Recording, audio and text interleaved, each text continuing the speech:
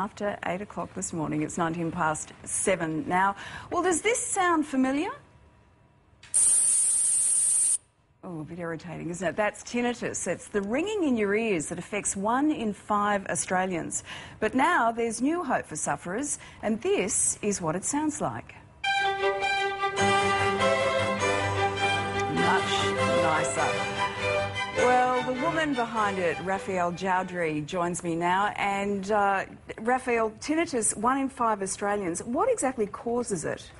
Well, the major cause of tinnitus, Lisa, is noise. Cumulative noise damage. Sometimes people are unlucky and one event can bring on tinnitus, but usually that's the end of years of being bombarded by loud noise, whether that's in industry or through listening to music too loud. All of these things can cause tinnitus. And with so many kids in particular now having, you know, all sorts of iPods and iPhone systems in their ears, you can only imagine it's going to get worse. And it's always been said that there's no cure for it, but you say otherwise. Well, that's right.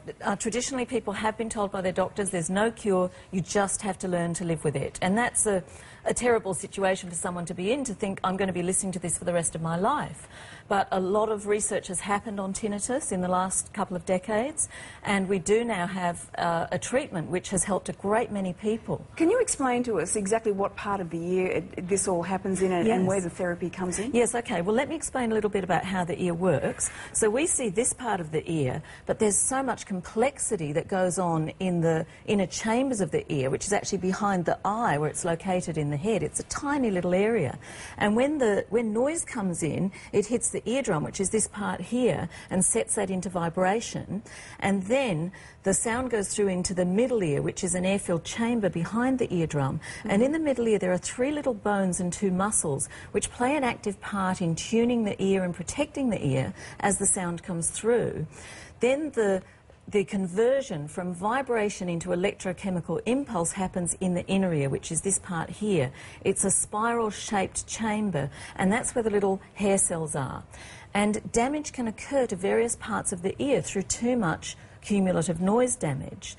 So how does sound therapy help? And we've just heard classical music there, so you need to explain the correlation. Yes. Well, you see, some types of noise are damaging for the ear and some types are beneficial. Loud noise is always damaging, and when it goes through the ear and causes damage, then what happens is we get a repetitive signal going on in the brain, and it's really... That was it again.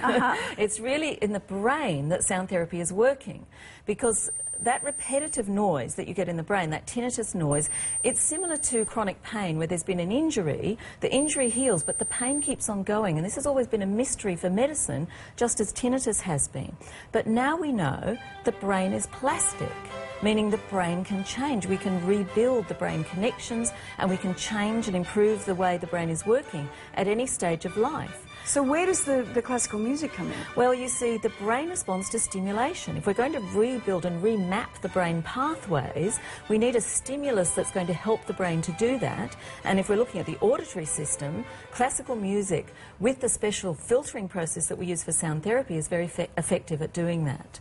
We use classical music as the basis of it because that has complex rhythms and harmonies and melodies which are very beneficial in waking up many parts of the brain. But then we put it through a filtering algorithm which is much more stimulating for both the mechanisms of the ear and the auditory pathways. So it's actually recreating a normal map for our hearing, and that enables the brain to let go of that repetitive tinnitus noise. By the sounds of things, it's going to be enormous relief for a lot of Australians. That's very good news. Raphael, thank you very much for that. And if you would like more info on sound therapy, you can go to their website, soundtherapy.com.au. Carl? By the